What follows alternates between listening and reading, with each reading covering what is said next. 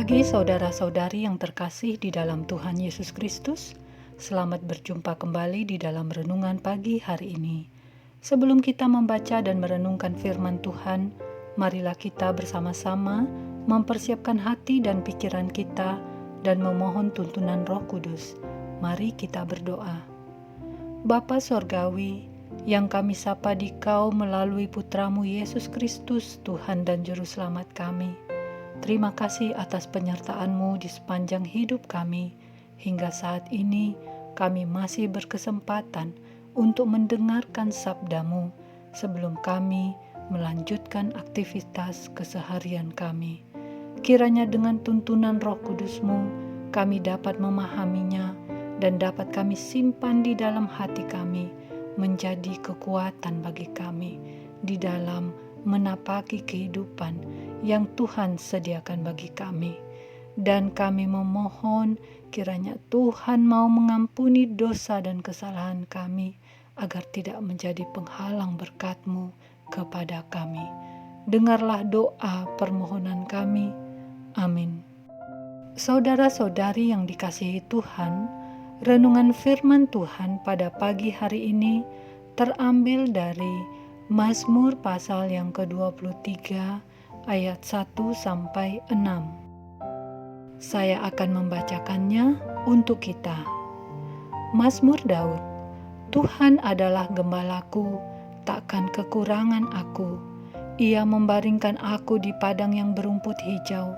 Ia membimbing aku ke air yang tenang. Ia menyegarkan jiwaku.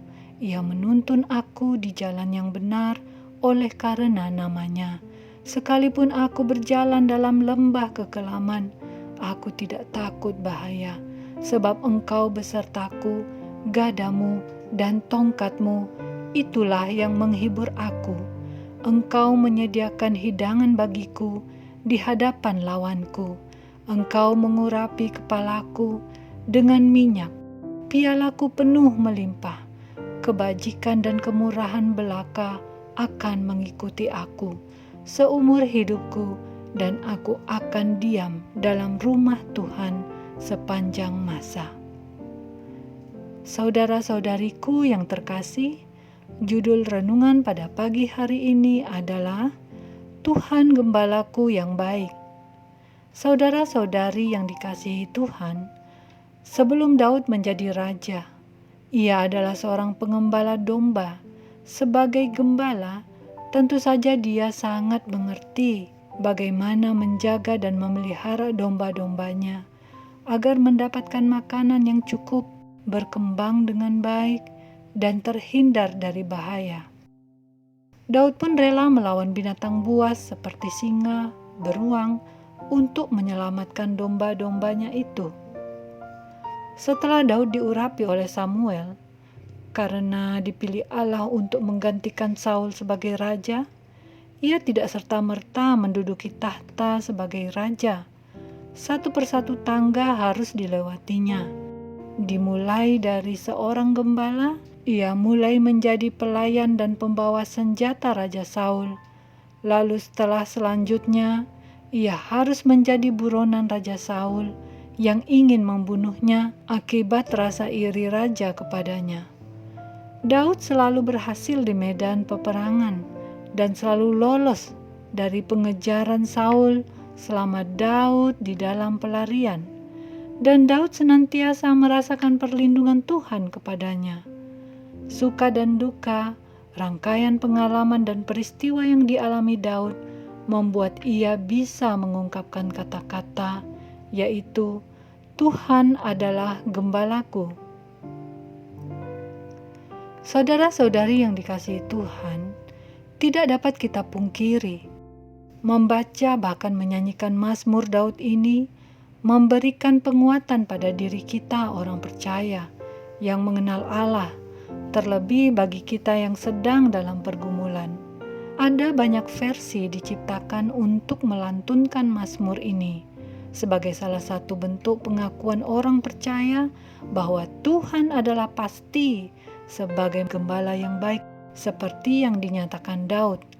Tuhan sebagai gembala, ia memastikan agar dombanya tidak kekurangan tetapi berkecukupan.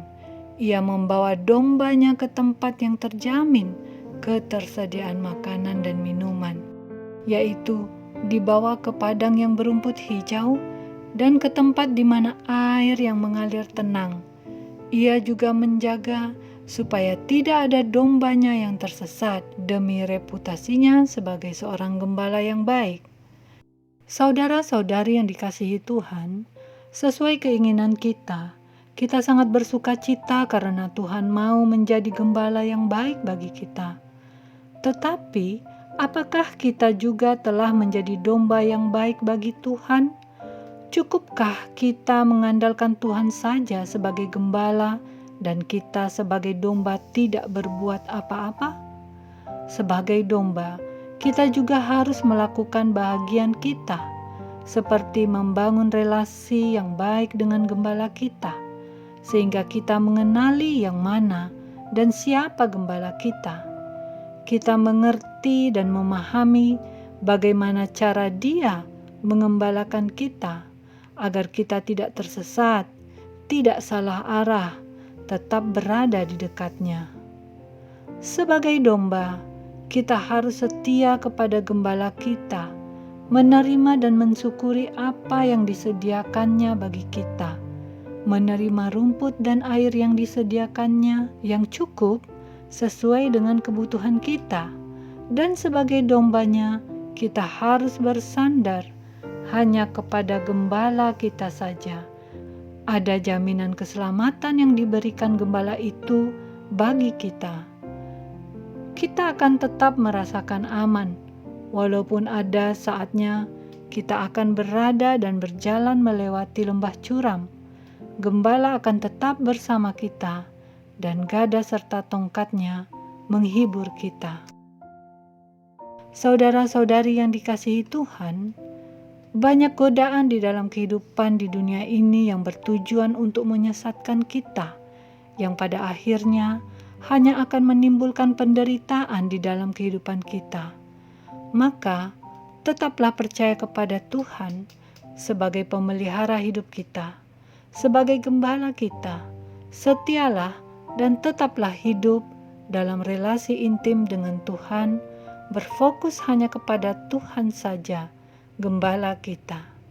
Demikianlah renungan pada pagi hari ini. Tuhan memberkati.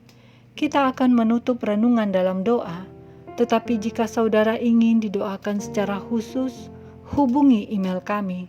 Kerinduan kami agar channel ini menjadi berkat bagi banyak orang. Mari kita berdoa. Bapa kami yang di sorga, kembali kami bersyukur kepadamu. Kami sudah mendengarkan firman-Mu yang meyakinkan kami bahwa Tuhan selalu ada menyertai dan menjaga kami. Betapa sayangnya Engkau kepada kami domba-domba-Mu ini. Kami selalu dijaga, tak akan ada seorang pun yang mampu menerkam kami, karena Engkau gembala yang baik yang melindungi kawanannya. Terima kasih Bapa. Sebentar kami akan melanjutkan aktivitas. Dahuluilah perjalanan kami, jadilah kehendak-Mu di dalam kehidupan kami. Dalam nama Tuhan Yesus Kristus, kami berdoa. Amin. Saudara-saudari, mulailah harimu.